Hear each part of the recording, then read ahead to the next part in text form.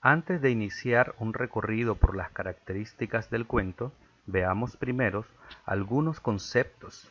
El argentino Enrique Anderson Inver lo define de esta manera: el cuento vendría a ser una narración breve en prosa que, por mucho que se apoye en un suceder real, revela siempre la imaginación de un narrador individual.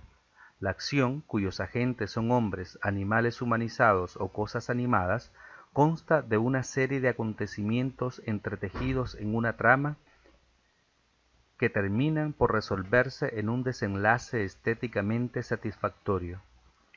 Jorge Luis Borges decía: si una persona lee un cuento, lo lee de un modo distinto de su modo de leer cuando busca un artículo o una enciclopedia, o cuando lee una novela o cuando lee un poema. Los textos pueden ser no distintos, pero cambian según el lector, según la expectativa.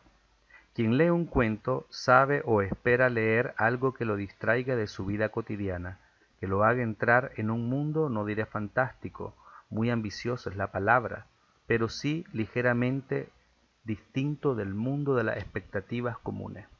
Julio Cortázar, utilizando una metáfora del boxeo, dice: la novela siempre gana por puntos, mientras que el cuento debe ganar por nocaut, haciendo referencia a que el cuento, además de breve, debe de tener un final a veces inesperado o fuerte.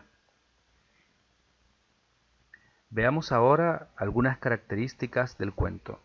Presenta un asunto único.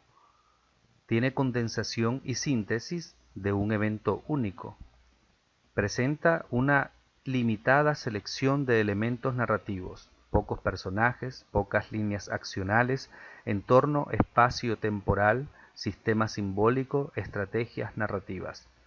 Procedimientos de condensación como la reducción de diálogos, la psicología de los personajes, las descripciones y ambientaciones. También hay reducción de trechos temporales por medio de la elipsis. Prescinde de introducción y en su lugar presenta a los personajes desde el principio del cuento en desarrollo o acción. Esto también puede decirse como in media res, es decir, el cuento empieza ya en el asunto. La unicidad argumental del cuento es la reiteración. El asunto se repite constantemente en todo el desarrollo del cuento. El cuento revela una realidad que existe en la condición humana. El tema de un cuento, entonces, se vincula con algún aspecto de esas experiencias comunes a todos los individuos. Para ejemplificar el análisis de un cuento, leeremos Bienvenido Bob, del escritor uruguayo Juan Carlos Onetti. Al leer el texto nos damos cuenta que el asunto único es la confrontación entre el narrador, quien cuenta la historia en primera persona y al mismo tiempo participa de ella, y el personaje que recibe el nombre de Bob cuando es joven y Roberto cuando ya es adulto. En algunos momentos podemos pensar que otro asunto principal es la necesidad del narrador por casarse con Inés, pero al avanzar en la lectura nos damos cuenta que éste está subordinado a esa lucha cruel y silenciosa entre el adulto y el joven. Ahora, es importante ir un poco más allá de esta confrontación. Lo que realmente se plantea es algo más profundo y que se nos revela en algunas frases de la narración que podemos leer a continuación. Si nosotros observamos, en los tres textos aparecen algunas palabras, en los tres ejemplos aparecen algunas palabras que nos remiten a la juventud, nos remiten a la vejez, nos remiten a lo joven, nos remiten a la decadencia, nos remiten a lo no extraordinario cuando se llega a la decadencia, y además también nos remite a cómo se llega a ser adultos, o el mundo de los adultos se nos describe como tenebroso y maloliente. Entonces, la confrontación entre el narrador y Bob no es más que la eterna lucha entre la juventud y la vejez. Este asunto único desemboca en un evento único, que es la llegada a la adultez de Bob y la pérdida de los grandes ideales. Todo esto presentado en una limitada selección de elementos narrativos que a continuación vamos a detallar. Pocos personajes, el narrador, Bob e Inés. No hay más personajes dentro de esta historia, mientras que en una novela podemos encontrar muchísimos personajes más. Una sola línea de acción, la lucha silenciosa entre los personajes principales, que son el narrador y Bob.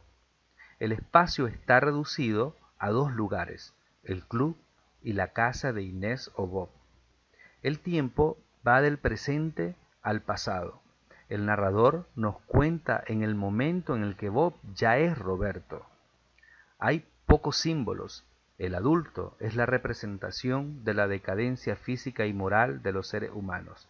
La juventud representa los grandes ideales, la pureza, pero también la ingenuidad.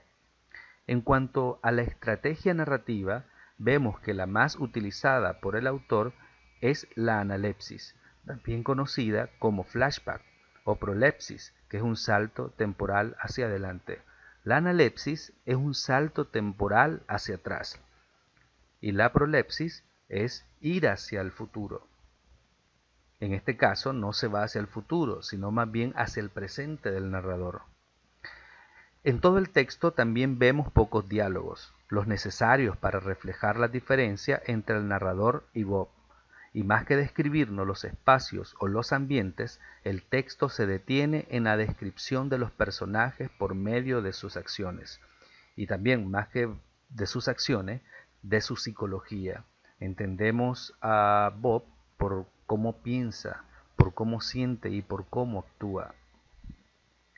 En cuanto al tiempo de la narración, en Bienvenido Bob se omiten frases como había una vez, mucho tiempo después, luego de. En su lugar vemos que los tiempos pasado y presente aparecen casi simultáneamente. El narrador habla desde el presente e inmediatamente va hacia el pasado, sin ningún nexo o aviso. La elipsis es el recurso que el narrador utiliza para dar estos saltos en su historia. Otro aspecto que llama la atención es la falta de una introducción.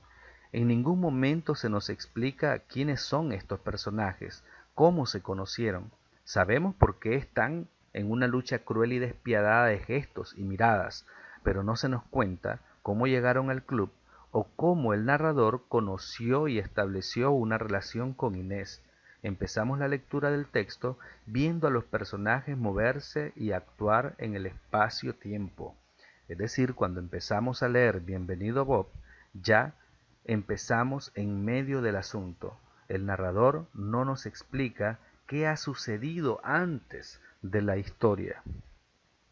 La ausencia de la estructura clásica del cuento, que es introducción, desarrollo y desenlace, puede hacernos creer que carece de estructura y unidad, pero por la reiteración del motivo principal, que es la confrontación entre dos modos de ver el mundo, juventud y vejez, nos damos cuenta que sí posee unicidad argumental.